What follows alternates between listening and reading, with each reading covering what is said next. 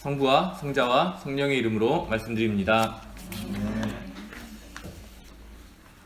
네, 성서를 보면 오늘날 우리가 성서를 흔히 이해하는 그런 정서랑은 좀 다른 정서가 있는 것 같아요. 그래서 왜 그런가 좀 생각을 해보니까 그리스도교라고 하는 게 굉장히 어떤 중심의 어떤 서양이라고 하는, 또 서양이 전 세계를, 지구를 이렇게 가장 좀 위에 상위에 있기 때문에 전 지구적으로 좀 주도권을 가진 사람들의 입장을 오랫동안 대변해 왔던 것 같아요.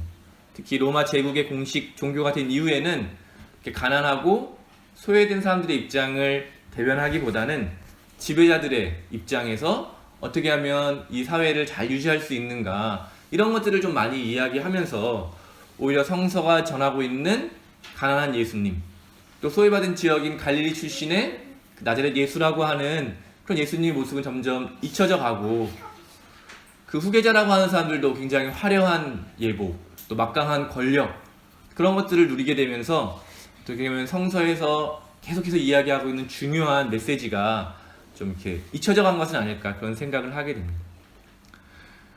20세기가 되면서 어떤 신앙에서 큰 변화 중에 하나는요, 이런 지배자들 또는 뭐 지식인들, 신학자들, 뭐 이런 사람들의 눈이 아닌 그냥 모든 사람들, 특히 뭐 여성들의 눈으로 성경을 보는 그런 것들이 큰 변화였던 것 같아요.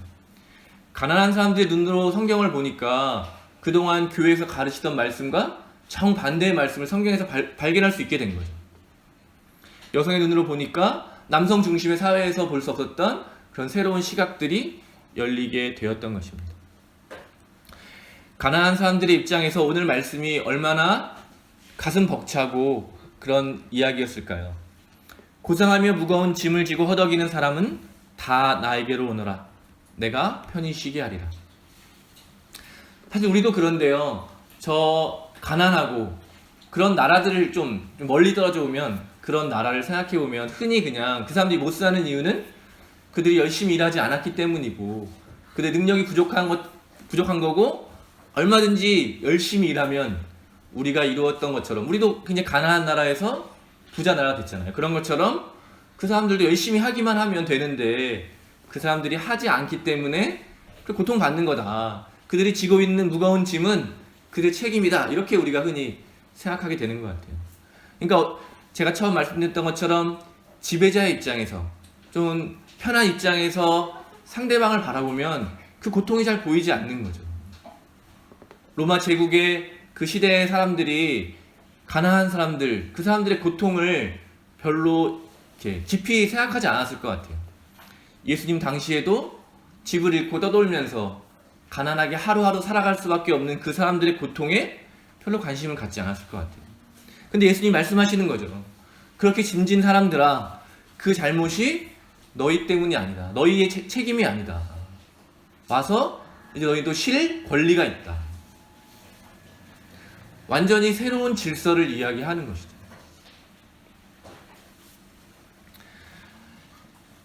예수님이 사도로 부르신 사람들을 봐도 다 가난하고 못 배우고 뭐 어부고 그렇게 하루하루를 일해서 먹고 살 수밖에 없는 사람들이었는데요.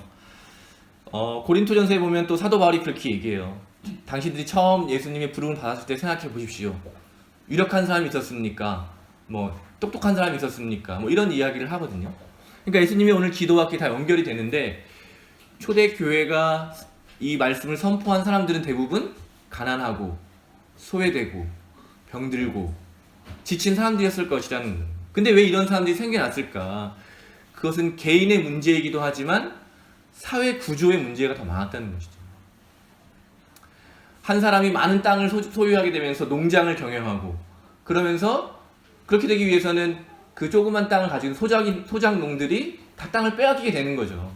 그리고 그 사람들이 어디로 갔을까요? 대부분 지금도 그렇지만 로마 시대에도 이미 도시로 갈 수밖에 없는 거예요. 왜냐하면 더 이상 일자리가 없고 먹고 살 수 없으니까 도시에 가서 도시를 건축하는 일에 많은 사람들이 가게 됐을 거고, 우리가 흔히 말하는 달동네, 그런 게 이미 그 당시에도 있었던 거죠.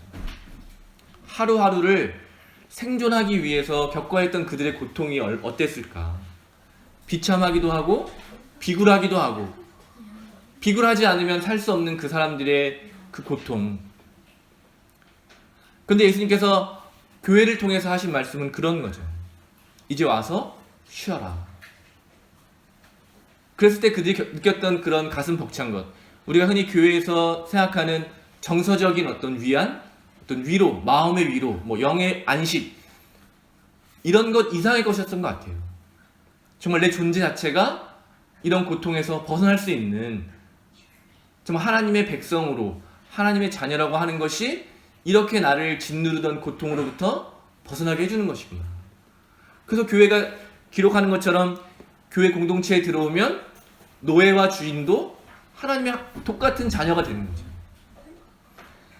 귀족이든 돈 많은 사람이든 그냥 이처럼 하루하루 노동자로 살아갈 수밖에 없는 그런 사람이든 다 똑같이 같이 한 말씀을 듣고 하나의 하나님 안에서 같은 음식을 먹고 같은 대접을 받는 그 새로운 질서, 그 안에서 구원이라고 하는 것은 존재의 변화를 이야기할 수 있는 것이죠. 우리 예수 그리스도를 믿는 그 순간 우리의 존재가 변화된다. 우리의 신분이 변화된다. 우리의 삶이 변화된다라고 하는 고백들이 성서 곳곳에 담겨 있는 것입니다. 그러면서 이 사람들이 본 구약의 이야기는 무엇입니까? 파라오라고 하는 막강한 권력에 의해서 노예로 살고 있던 사람들이 하나님의 뜻에 의해서 노예에서 벗어나서 자유인이 된 이야기가 성경의 이야기구나. 동일시 여기는 거죠. 내가 이렇게 비참하게 살아가는 노예와 다를 바 없이 비참하게 살아가고 있는 이것이 하나님 뜻이 아니라 노예에서 해방되어서 자유로운 사람이 되고 또 삶의 그런 평안을 누릴 수 있는 게 하나님의 뜻이로구나. 나라를 잃고 집을 잃고 포로 생활을 하던 사람들이 다시 자기의 고향을 찾고 자기의 집을 찾고 자기 삶의 터전을 회복하는 이야기가 바로 성경의 이야기라고 하는 것이었습니다. 동일하게 오늘 내 삶의 이런 문제들이 예수 그리스도를 통해서 다시 변화될 수 있다라고 하는 그 가능성, 그것이 성경에 담겨있는 의미일 것입니다. 그렇다면 오늘 우리는 어떻게 해야 될까요? 초대교회가 그랬던 것처럼 그 사회의 불의, 정의롭지 못한 모습 때문에 생겨난 그 고통에 직접 맞선 것이죠. 초대교회는. 그것이 그 제도가, 그 사회가 가지고 있는 한계를 인식한 거죠. 그 고통을 직면했던 것입니다. 마찬가지로 오늘도 수많은 사람들이 얼마나 고통 속에 살아가고 있습니까? 불안하고 미래를 확실하지 못하고 열심히 일하고 싶어도 일자리가 없고 또 정말 가족들이 분리되고 관계가 깨어지는 이런 상황 속에서 수많은 사람들이 불안과 외로움을 느끼고 있습니다. 그들이 느끼는 그 불안과 고통은 그 개인의 문제일 수 없는 것이죠. 다시 한번 예수님께서 말씀하신 것처럼 수고하고 고생하고 무거운 짐을 지고 있는 그 사람들의 고통에 교회가 관심을 가져야 하지 않을까. 그리고 그 고통을 함께 우리가 짊어지는 것 통해서 우리 교회 공동체가 제시하는 새로운 그 비전 안에서는 안식을 누릴 수 있어야 하지 않을까, 그런 생각을 해보게 됩니다.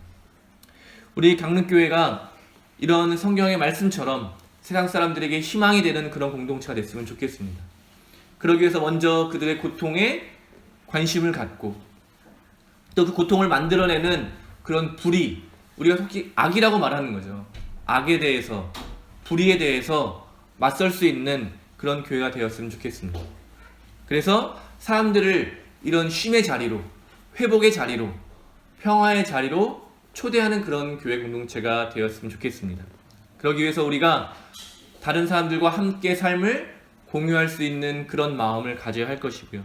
우리가 가진 것을 나만 위해서 살겠다고 하는 그런 마음을 버리고 우리에게 주신 하나님의 것을 우리의 형제 자매인 이웃들과 함께 누리겠다라고 하는 이런 마음이 있을 때 우리 공동체가 그런 주님이 주시는 쉼과 회복을 누리는 진정한 평화의 공동체가 될 것입니다. 성부와 성자와 성령의 이름으로 말씀드렸습니다.